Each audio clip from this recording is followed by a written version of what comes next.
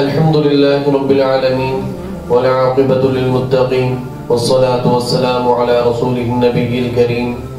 أما بعد فأعوذ بالله من الشيطان الرجيم بسم الله الرحمن الرحيم. آپ صلی اللہ علیہ وسلم کی پیدائش سے 55 دن قبل جو آپ نے سنا ہوگا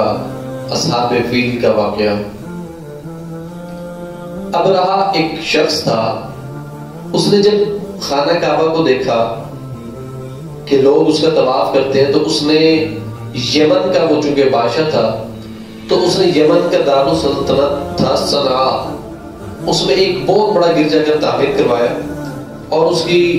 یہ خواہش تھی کہ لوگ جو ہے وہاں پر آ کر اس کا طواف کیا کریں، نعوذ باللہ اس کی وہاں پر آ کر عبادت وغیرہ کیا کریں. تو کنانہ ایک قبیلہ تھا، اس کے ایک شخص کو جب یہ بات پتہ چلی تو اس سے بڑا غصہ آیا. وہ غیظ و غضب میں اس کا جو ہے گرجے گھر میں گیا اور جا کر اس نے وہاں پر ناپاکی پھیلائی. تو جب ابرہہ کو پتہ چلا تو اس نے چند لوگوں پر مشتمل لشکر لیا جس میں ہاتھی بھی شامل تھے اور مکہ پر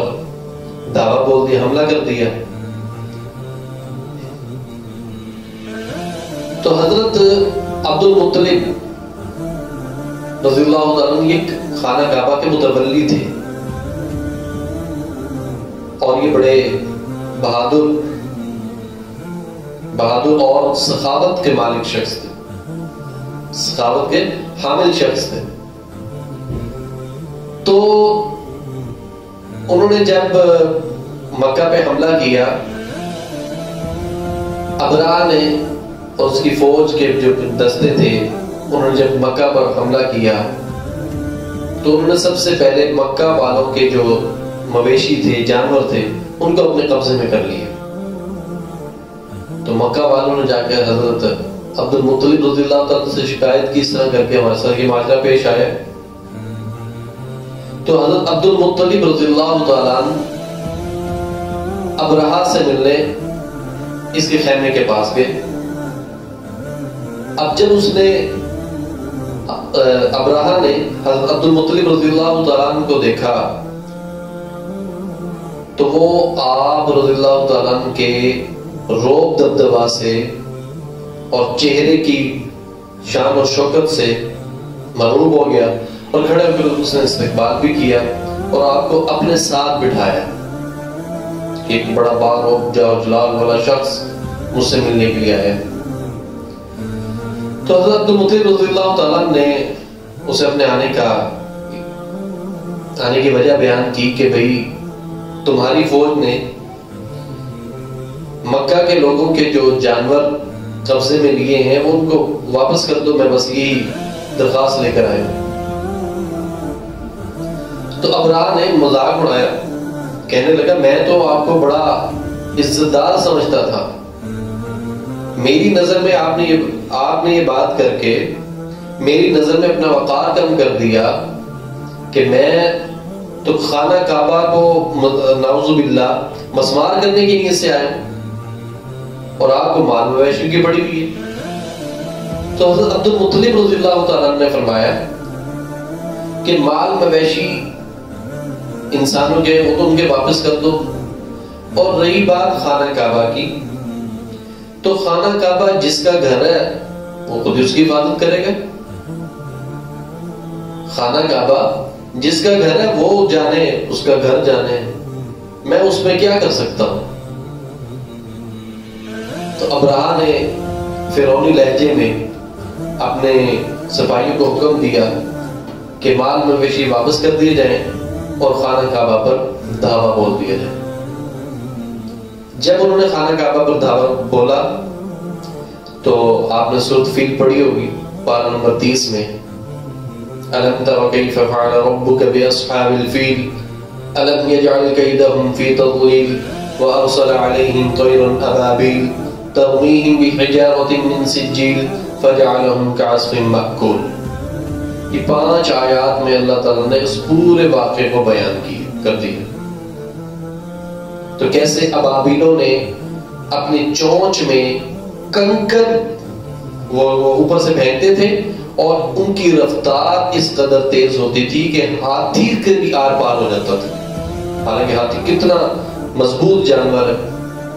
اس کے بھی آر پار ہو جاتا تھا۔ تو اللہ رب العزت کی ذات نے ابابیلوں کے ذریعے ان کو شکست فاش دی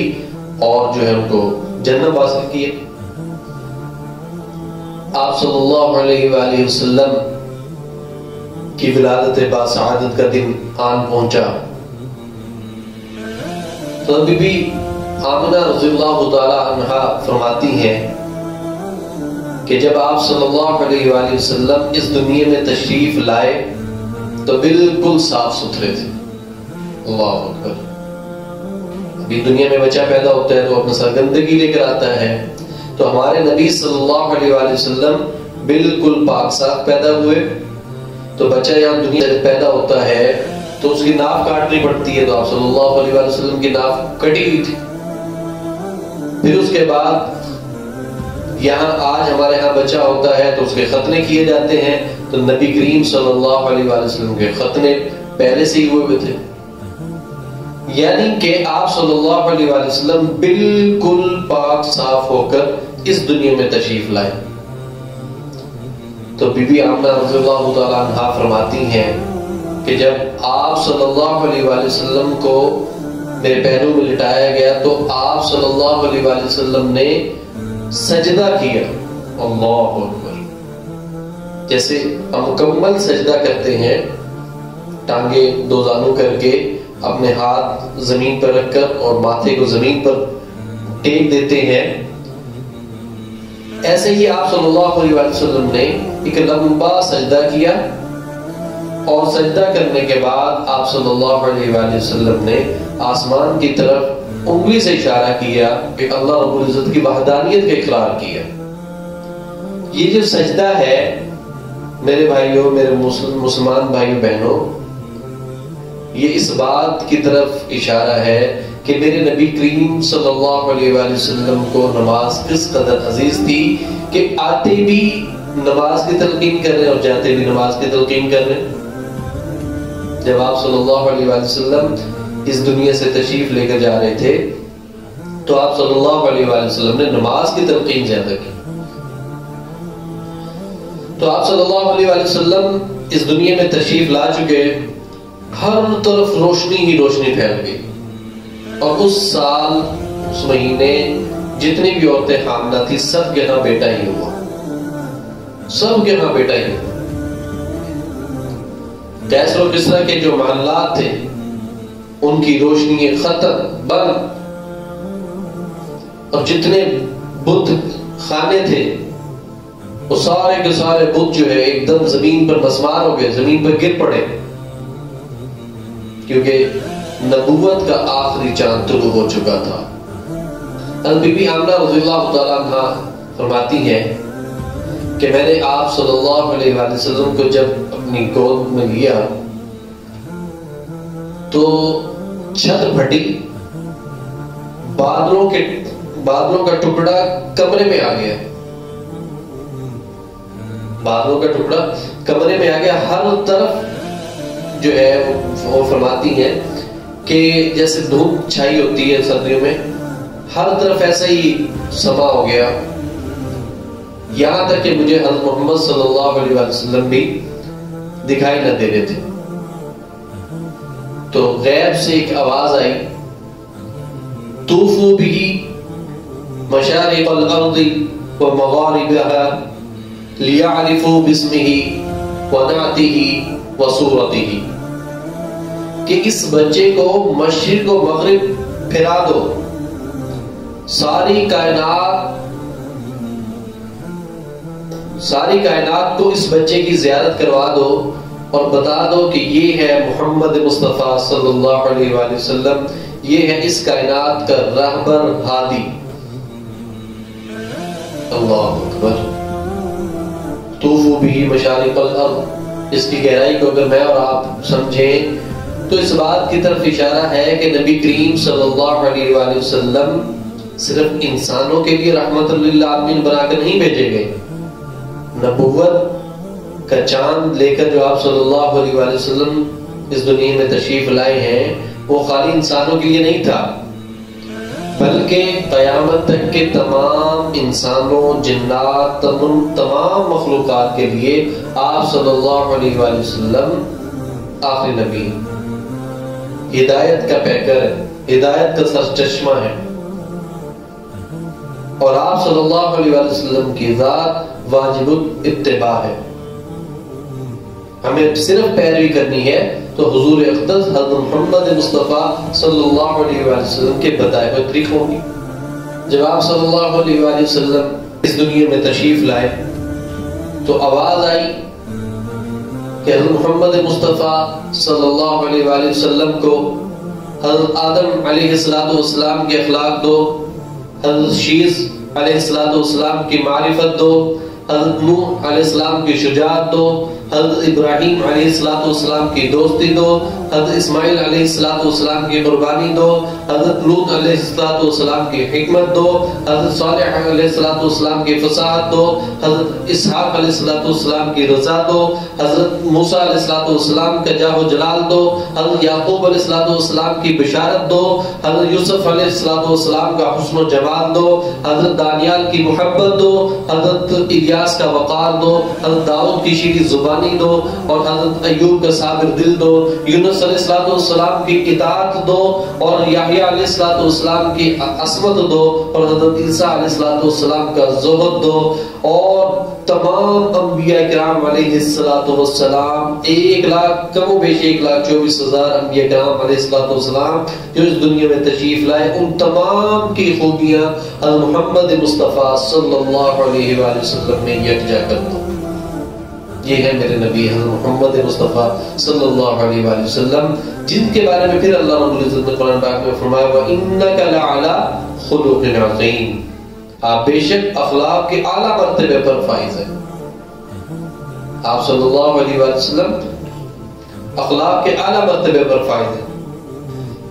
تو میرے محترم مسلمان بھائیو بہنوں، آپ صلی اللہ علیہ وآلہ وسلم کی ذات اقدس وہ پاکیزہ ذات ہے کہ حضرت دائی حلیمہ رضی اللہ تعالیٰ عنہ فرماتی ہیں کہ ایک بار میں نے حضرت محمد مصطفیٰ صلی اللہ علیہ وسلم کو دودھ پلایا تو ان کو لٹا دیا. میں کام میں مصروف ہو گئی تو کیا دیکھتی ہوں کہ چند فرشتے آئے، انہوں نے حضور اقدس حضرت محمد مصطفیٰ صلی اللہ علیہ وآلہ وسلم کا سینہ مبارک چاک کیا، دل کو نکالا، اس کو آب زمزم کے پانی سے اچھی طرح دھویا اور پھر دوبارہ سینے میں رکھ کر اور اس سینے کو پرو دیا. اب یہ مجھے اور آپ کو بتایا جا رہا ہے کہ پورے وجود میں ایک جسم کا، ایک گوشت کا ٹکڑا ایسا ہے کہ اگر وہ صاف ہے تو سارا بدن صاف ہے، اگر وہ گندا ہے تو سارا بدن گندا ہے. جان لو وہ کیا ہے، وہ دل ہے. میرے محترم مسلمان بھائیو بہنوں، حضرت حلیمہ رضی اللہ تعالیٰ عنہ جب نبی کریم صلی اللہ علیہ وآلہ وسلم کو لینے کے لیے ان کے گھر گئیں، کیونکہ عربوں میں رواج تھا جب بچہ پیدا ہوتا ہے تو نومولود بچے کو گاؤں بھجوا دیا جاتا ہے. تو نبی کریم صلی اللہ علیہ وآلہ وسلم کو جب حضرت اماں حلیمہ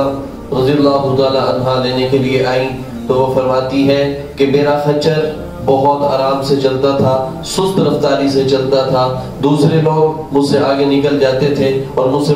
مجھے کہا کرتے تھے کہ اس سواری کو بیچ دو، اس سواری کو بیچ کر کچھ کوئی اور بندوبست کر لو. لیکن جب میں نے نبی کریم صلی اللہ علیہ وآلہ وسلم کو اپنے ہمراہ لیا اور بنو سعد قبیلہ کی طرف روانہ ہوئی، اپنے گھر کی طرف روانہ ہوئی، تو میری سواری بہت تیز چلنے لگ گئی اور تمام باقی جو سواران تھے، جتنے بھی قبیلے کے لوگ تھے، جتنے بھی قافلے کے لوگ تھے، وہ پیچھے رہ گئے. اور انہوں نے مجھ سے پوچھا کہ اے حلیمہ یہ سواری کا تو نے کیا کیا؟ تو میں نے انہیں بتایا میں نے کچھ نہیں کیا، یہ صرف اس بچے کی برکت ہے، یہ محمد مصطفیٰ صلی اللہ علیہ وآلہ وسلم کی برکت ہے. آپ صلی اللہ علیہ وآلہ وسلم ابھی صرف 3 سے 4 ماہ کے تھے، آپ صلی اللہ علیہ وآلہ وسلم نے چلنا شروع کر دیا۔ آپ صلی اللہ علیہ وآلہ وسلم جب 8 ماہ کے ہوئے تو آپ صلی اللہ علیہ وآلہ وسلم نے بولنا شروع کر دیا۔ جب آپ صلی اللہ علیہ وآلہ وسلم 9 ماہ کے ہوئے تو آپ صلی اللہ علیہ وآلہ وسلم بالکل صاف گفتگو کرنے لگے۔ کبھی آپ صلی اللہ علیہ وآلہ وسلم نے نازیبہ الفاظ کا استعمال نہیں کیا، اخلاق سے گرے ہوئے الفاظ کا استعمال نہیں کیا، کبھی نہ ہی آپ صلی اللہ علیہ وآلہ وسلم نے ناشائستہ زبان استعمال کی، کبھی کسی کو برا بھلا نہیں کہا۔ آپ صلی اللہ علیہ وآلہ وسلم جب بھی گفتگو فرماتے تو بڑے پیار سے، بڑے پیارے انداز میں گفتگو فرماتے، سننے والے کو آپ صلی اللہ علیہ وآلہ وسلم کا ایک ایک حرف اس کے دل پر نقش ہو جاتا، اس سننے والے کو آپ صلی اللہ علیہ وآلہ وسلم کی ایک ایک بات کی سمجھ آتی، ایک ایک حرف کی سمجھ آتی۔ آپ صلی اللہ علیہ وآلہ وسلم جب گفتگو فرماتے تو آپ صلی اللہ علیہ وآلہ وسلم اپنا چہرہ مبارک اس کے چہرے کی طرف رکھ کر آپ صلی اللہ علیہ وآلہ وسلم گفتگو فرمایا کرتے تھے۔ جب آپ صلی اللہ علیہ وآلہ وسلم تھوڑے بڑے ہوئے تو آپ صلی اللہ علیہ وآلہ وسلم اپنے رضائی بہن بھائیوں کے ساتھ بکریاں چرانے کے لیے جایا کرتے تھے۔ تو ایک دن حضرت حلیمہ رضی اللہ تعالیٰ عنہ کے بیٹے دوڑے آئے اور کہنے لگے اماں جان جلدی چلیے، حضرت محمد مصطفیٰ صلی اللہ علیہ وآلہ وسلم کو نہ جانے کیا ہو گیا ہے۔ تو فوراً وہ دوڑی ہوئی گئی۔ انہیں یہ ڈر ہوا کہ جس طرح آپ صلی اللہ علیہ وآلہ وسلم کا جب سینہ مبارک چاک کیا تھا کہیں اس کی وجہ سے کوئی تکلیف کا سامنا نہ کرنا پڑ رہا ہو۔ جب آپ صلی اللہ علیہ وآلہ وسلم کے پاس وہ پہنچی تو دیکھا آپ صلی اللہ علیہ وآلہ وسلم ایک چوٹی پر کھڑے ہیں، اور آپ صلی اللہ علیہ وآلہ وسلم سے جب اماں حلیمہ رضی اللہ تعالیٰ عنہ نے پوچھا کہ بیٹا کیا ہوا، تو فرمانے لگے کہ 2 فرشتے آئے اور انہوں نے مجھے سیدھا لٹایا اور میرا پیٹ چاک کیا، میرے پیٹ میں سے نہ جانے کیا چیز نکالی اور وہ پھر انہوں نے اس چیز کو پھینک دیا اور میرے پیٹ کو پرو کر چلے گئے۔ تو بعض روایات میں آتا ہے کہ پیٹ میں سے کالے رنگ کی کوئی چیز نکالی تھی کہ وہ شیطان کا گھر ہوتا ہے جس سے آپ صلی اللہ علیہ وآلہ وسلم کو پاک صاف کیا گیا تھا۔ حضرت اماں حلیمہ رضی اللہ تعالیٰ عنہ فرماتی ہیں عرب کا قافلہ ایک بار وہاں سے گزر رہا تھا تو بچے کو دیکھا تو بچے کے بارے میں مجھ سے پوچھا کہ یہ بچہ کون ہے، تو میں نے جب ان کو بتایا اس سارے معاملات سے آگاہ کیا تو وہ کہنے لگے کہ یہ لگتا ہے آخری نبی ہے، یہ نبوت کی آخری نشانی ہے، اس کو قتل کر دینا چاہیے۔ تو انہوں نے جب سوال کیا کہ اس کے والد محترم ہیں، کیا یہ یتیم ہے، تو میں چونکہ گفتگو سن چکی تھی کہ انہوں نے کہا کہ اب اس کو قتل کر دیتے ہیں، تو میں نے فوراً اپنے خاوند کو آگے کر دیا اور فرمایا اور کہنے لگی کہ میں نے ان کو بتایا کہ نہیں ان کے والد محترم یہ ہے۔ اس طرح نبی کریم صلی اللہ علیہ وآلہ وسلم کو میں نے اپنے ہمراہ لیا اور آپ صلی اللہ علیہ وآلہ وسلم کے دادا حضرت عبد المطلب رضی اللہ تعالیٰ عنہ کے پاس آپ کو چھوڑ کر آ گئی۔ میرے محترم بھائیوں، یہ میرے نبی کریم صلی اللہ علیہ وآلہ وسلم کی کرامات ہیں، یہ میرے نبی کریم صلی اللہ علیہ وآلہ وسلم کی معجزات ہیں جو رونما ہو رہے ہیں، جو کائنات کو بتا رہے ہیں کہ آخری نبوت کا آخری ستارہ جو تھا وہ چمک چکا ہے، نبوت کا آخری چاند طلوع ہو چکا ہے، اور اب آپ صلی اللہ علیہ وآلہ وسلم آخری نبی ہیں۔ قیامت تک کے تمام انسان کے لیے، تمام جنات کے لیے، چرند پرند کے لیے، حیوان کے لیے، ہر قسم کی مخلوقات کے لیے اللہ رب العزت نے آپ صلی اللہ علیہ وآلہ وسلم کو آخری نبی بنا کر بھیجا۔ لقد کان لکم فی رسول اللہ اسوۃ حسنہ کی مہر لگا دی کہ اب آپ صلی اللہ علیہ وآلہ وسلم کی زندگی مبارکہ ہم سب کے لیے نمونہ ہے، اور آپ صلی اللہ علیہ وآلہ وسلم کے بارے میں قرآن نے فرما دیا وَإِنَّكَ لَعَلَىٰ خُلُقٍ عَظِيمٍ، اور ہم نے آپ صلی اللہ علیہ وآلہ وسلم کو اخلاق کے اعلیٰ مرتبے پر فائز کیا۔ مجھے اور آپ کو بتا دیا کہ اگر ہم کامیابی چاہتے ہیں، اگر ہم کامیاب ہونا چاہتے ہیں تو نبی کریم صلی اللہ علیہ وآلہ وسلم کی اتباع کریں، اگر ہم کامیاب ہونا چاہتے ہیں تو آپ صلی اللہ علیہ وآلہ وسلم کے اخلاق حسنہ کو سیکھیں، اگر ہم کامیاب ہونا چاہتے ہیں تو آپ صلی اللہ علیہ وآلہ وسلم کی سنتوں پر عمل پیرا ہوں۔ میرے محترم مسلمان بھائیوں بہنوں، آج ہماری ناکامی کا سبب یہی ہے، آج ہم ناکام ہیں تو اس کی وجہ یہی ہے کہ ہم نے نبی کریم صلی اللہ علیہ وآلہ وسلم کی سنتوں کو چھوڑ دیا، نبی کریم صلی اللہ علیہ وآلہ وسلم کے بتائے ہوئے طریقوں کو چھوڑ دیا، غیروں کے بتائے ہوئے طریقوں پر چلنے لگے۔ جب ہم یہ کرنے لگے تو اللہ رب العزت کی ذات نے فرمایا کہ اگر غیروں کے طریقوں میں کامیابی ہے تو جاؤ لے لو کامیابی، اگر غیروں کے طریقوں میں تمہیں سکون سکون ملتا ہے تو جاؤ لے لو سکون. آج میری اور آپ کی زندگی سے اگر سکون نکل چکا ہے تو اس کی وجہ یہی ہے کہ میں نے اور آپ نے نبی کریم صلی اللہ علیہ وآلہ وسلم کی سنت کو چھوڑ دیا, نبی کریم صلی اللہ علیہ وسلم کی اتباع کو چھوڑ دیا, نبی کریم صلی اللہ علیہ وآلہ وسلم کے اخلاق حسنہ کو چھوڑ دیا. ایک مرتبہ عرب میں قحط پڑ گیا, بارش نہ ہونے کی وجہ سے بہت زیادہ قحط پڑا,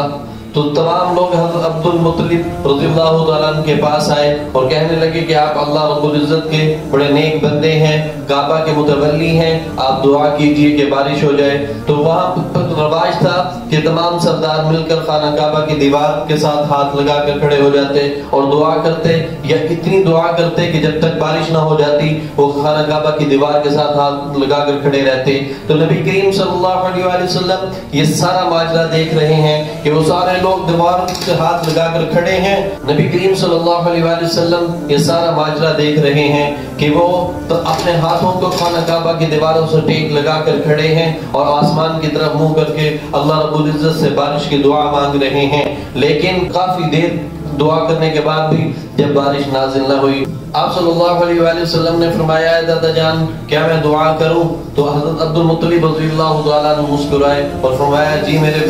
میرے پوتے ضرور دعا کیجئے. تو ابھی آپ صلی اللہ علیہ وآلہ وسلم نے آسمان کی طرف صرف اپنا تھوڑا سا چہرہ مبارک کیا, صرف تھوڑا سا چہرہ مبارک کیا اور آسمان سے زوردار جو بارش برسنے لگ گئی اور ایک دم بادل آئے اور ان بادلوں نے آ کر تمام مکہ والوں کو اپنی لپیٹ میں لے لیا اور ایک دم موسلادھار بارش شروع ہو گئی. ابھی صرف آپ صلی اللہ علیہ وسلم کی تھوڑی سی جھلک آسمان نے دیکھی تو اس نے بارش برسانا شروع کر دی. تو یہ میرے بھائیوں, میرے محترم مسلمان بھائیوں بہنوں, ان صحابہ کی آنکھوں کے اوپر میں قربان جاؤں جو روزانہ نبی کریم صلی اللہ علیہ وآلہ وسلم کی زیارت کیا کرتے تھے, ان صحابہ کی آنکھوں پہ میں قربان جاؤں جو روزانہ نبی کریم صلی اللہ علیہ وآلہ وسلم کو بولتے ہوئے دیکھا کرتے تھے, ان صحابہ کی کانوں پر قربان جاؤں جو نبی کریم صلی اللہ علیہ وآلہ وسلم کو بولتے ہوئے سنا کرتے تھے. میں قربان جاؤں ان صحابہ پر جو آپ صلی اللہ علیہ وآلہ وسلم کی اتباع کرتے تھے. میں قربان جاؤں ان صحابہ پر جو جنہیں آپ صلی اللہ علیہ وآلہ وسلم نے جنت کی بشارت دی. میرے محترم مسلمان بھائیوں بہنوں, اگر کامیابی لینی ہے تو آپ صلی اللہ علیہ وآلہ وسلم کے طریقوں میں ہے, اگر کامیابی حاصل کرنی ہے تو آپ صلی اللہ علیہ وآلہ وسلم کی صرف اتباع میں ہے کہ ہم نبی کریم صلی اللہ علیہ وآلہ وسلم کی اتباع سے اپنے اللہ کو راضی کریں گے. نبی کریم صلی اللہ علیہ وآلہ وسلم کی اتباع سے ہم اپنی آخرت کو بہتر بنائیں گے. آپ صلی اللہ علیہ وآلہ وسلم کے معجزات صرف یہی نہیں. حضرت حلیمہ رضی اللہ تعالیٰ عنہ فرماتی ہیں آپ صلی اللہ علیہ وآلہ وسلم جب میرے گھر تشریف لائے, جب میں آپ صلی اللہ علیہ وآلہ وسلم کو اپنے گھر لے کر آئی تو میں نے دیکھا کہ میری وہ بکریاں جو دودھ نہیں دیا کرتی تھیں انہوں نے اتنا دودھ دینا شروع کیا کہ گھر کے سارے برتن دودھ سے بھر گئے. اور تمام لوگ یہ دیکھ کر حیران رہ گئے, پوچھنے لگے کہ تم نے ایسا کیا کیا؟ تو میں نے کہا میں نے ایسا کچھ نہیں کیا, یہ سب کچھ اس بچے کی برکت سے ہے, یہ سب کچھ اس بچے کی برکت سے ہے. یہ نبوت کا آخری ستارہ ہے جس کی پرورش, جس کی خدمت اللہ رب العزت کی ذات نے میرے حصے میں لکھی ہے. تو نبی کریم صلی اللہ علیہ وآلہ وسلم جیسا کہ میں نے آپ کو بتایا کہ نہ صرف انسانوں کے لیے,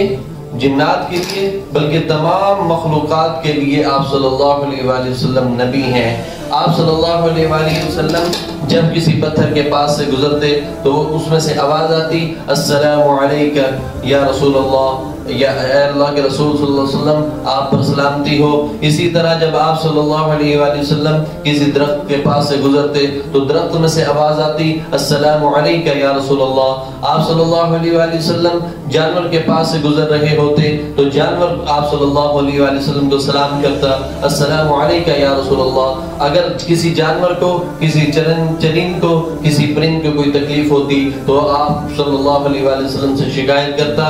آپ صلی اللہ علیہ وآلہ وسلم کا ایک جگہ سے گزر ہوا تو دیکھا ایک ہرنی بیٹھی ہوئی ہے, اس کو کسی صحابی نے پکڑا ہوا تھا, باندھا ہوا تھا, وہ بڑی پریشان تھی. آپ صلی اللہ علیہ وسلم نے اس سے پوچھا کیا ماجرا ہے؟ تو اس نے کہا کہ یا رسول اللہ صلی اللہ علیہ وسلم مجھے صرف کچھ چند گھنٹوں کی مہلت دے دیجئے، میرے بچے بھوکے ہیں، میں ان کو دودھ پلا کر واپس آ جاؤں گی۔ تو آپ صلی اللہ علیہ وآلہ وسلم نے فرمایا کہ کیا تم واپس آ جاؤ گی؟ اس نے کہا یا رسول اللہ صلی اللہ علیہ وسلم میں ضرور واپس آؤں گی۔ آپ صلی اللہ علیہ وآلہ وسلم نے اسے آزاد کیا اور خود اس کی جگہ پر بیٹھ گئے،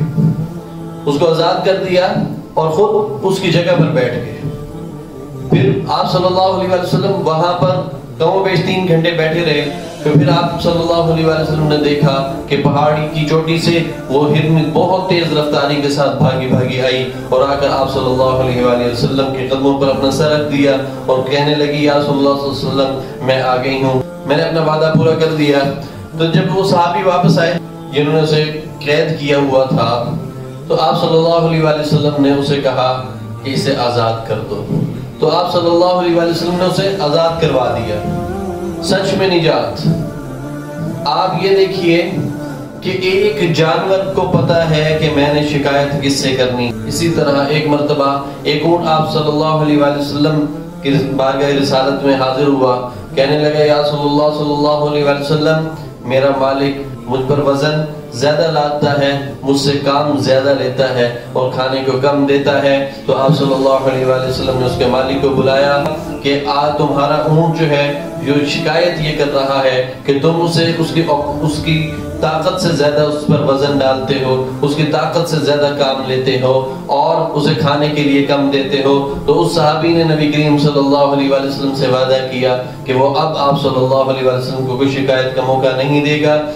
اللہ تعالیٰ مجھے اور آپ کو عمل کرنے کی توفیق عطا فرمائے۔ وآخر دعوانا ان الحمد للہ رب العالمین۔